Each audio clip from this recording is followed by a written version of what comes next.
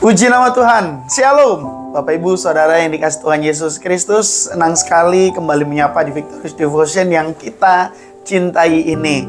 Hari ini kita mau sama-sama merenungkan kebenaran firman Tuhan dengan tema salib mempersatukan. Oleh karena itu, mari kita bersatu dalam doa. Bapa yang baik dalam surga, kami sungguh-sungguh mengucap syukur atas kasih-Mu yang begitu luar biasa dalam kehidupan kami. Saat kami melihat cara-Mu yang ajaib di dalam memelihara kami, cara-Mu yang ajaib dalam Engkau menyatakan kuasa-Mu, sungguh kami adalah orang-orang yang bersyukur. Saat ini Tuhan, kami mau semakin dipersatukan antara kami dengan Engkau dan kami dengan sesama kami. Oleh karena itu, mampukan kami untuk memahami kebenaran firman-Mu ini. Urapi setiap kami. Kami berdoa dan bersyukur. Haleluya.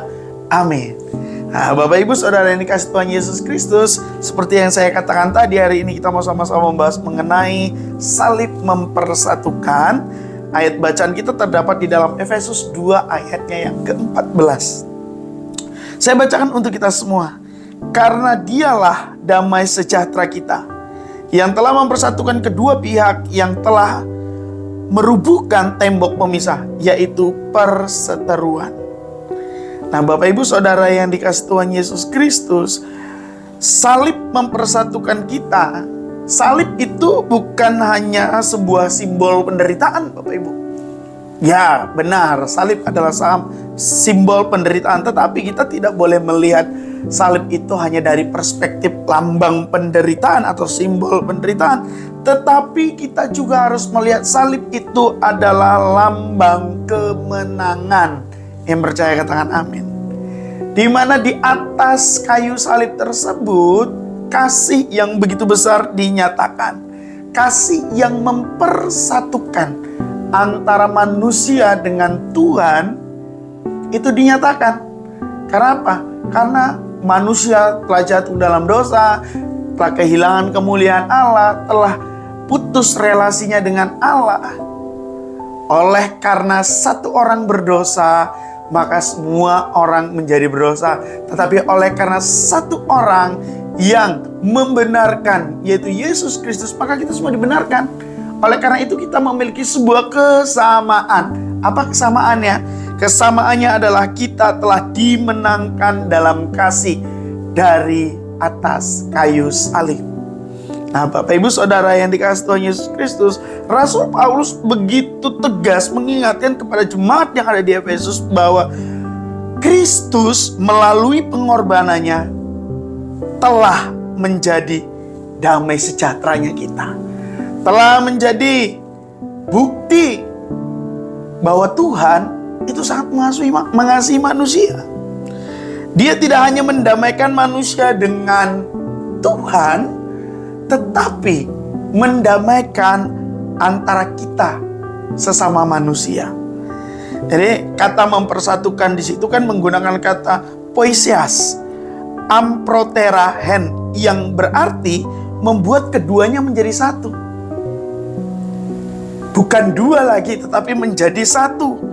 Ini menunjukkan Bapak Ibu Saudara yang dikasih Tuhan Yesus Kristus, ini sebuah karya yang dilakukan oleh Yesus Kristus. Dengan cara dia dihancurkan di atas kayu salib, dihancurkan di Via Dolorosa, di saat yang sama, dampak dari apa yang Yesus Kristus lakukan, dampak dari apa yang Yesus Kristus alami, itu juga menghancurkan segala tembok penghalang, segala tembok permusuhan, segala tembok pemisah, segala perseteruan. Jadi Bapak Ibu Saudara yang dikasih Tuhan Yesus Kristus, pada saat kita menyadari bahwa Yesus Kristus di atas kayu salib telah merobohkan tembok-tembok pemisah, tembok-tembok perseteruan, maka kita tidak lagi tinggal di dalam perseteruan dengan sama manusia. Kita tidak lagi tinggal di dalam perpecahan antara satu dengan yang lain. Bapak Ibu Saudara yang dikasih Tuhan Yesus Kristus, salib Kristus menjadi apa? Menjadi pusat rekonsiliasi. Menjadi pusat di mana yang terpisah disatukan kembali, yang tercerai-berai dipersatukan kembali. Melalui apa yang Yesus Kristus lakukan, kita belajar bahwa pendamaian yang sesungguhnya itu bukan hanya sekedar menahan konflik, terus kalau orang Jawa bilang tuh ngempet. Tidak, Bapak Ibu yang dikasih Tuhan Yesus Kristus, tetapi menciptakan makna yang baru, menciptakan suasana yang baru, menciptakan entitas yang baru. Satu umat bersatu. Karena apa? Karena tebusan darah Yesus Kristus. Itu yang menjadikan status kita sama. Jadi Paulus tuh menggunakan istilah kesatuan baru. Bukan hanya sekedar dua pihak yang saling toleransi, tetapi benar-benar menjadi satu tubuh. Satu tubuh dalam apa? Dalam Yesus Kristus. Pertanyaan buat kita, apakah masih ada tembok pemisah antara kita dengan orang lain, dengan sesama kita, dengan saudara seiman kita, dengan keluarga kita? Bapak Ibu Saudara yang kasih Tuhan Yesus Kristus, entah apapun yang memisahkan kita, entah apapun yang menghalang-halangi kita untuk menyatakan kasih kita kepada sesama kita, salib Kristus sebagai bukti perobohan dari setiap tembok-tembok yang ada. Bukan dengan kekuatan kita, tetapi melalui kasih-Nya, melalui cintanya, melalui damai sejahtera yang Dia curahkan bagi kita, dan kita juga harus menularkannya kepada sesama.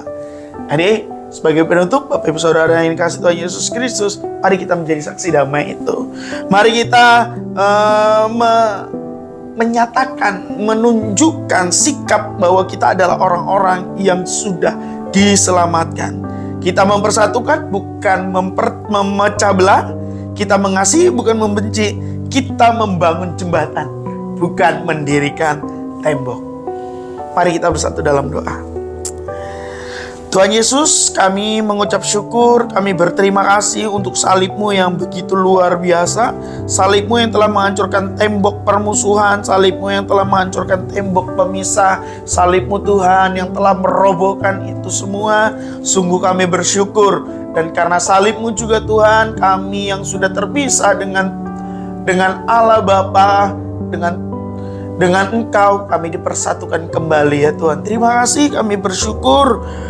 Kami mau hidup mencerminkan kasih-Mu. Kami mau hidup untuk mencerminkan kebenaran firman-Mu. Mampukan kami Tuhan, karena secara akal, secara pikiran, secara kemanusiaan kami terbatas dan mungkin kami tidak bisa.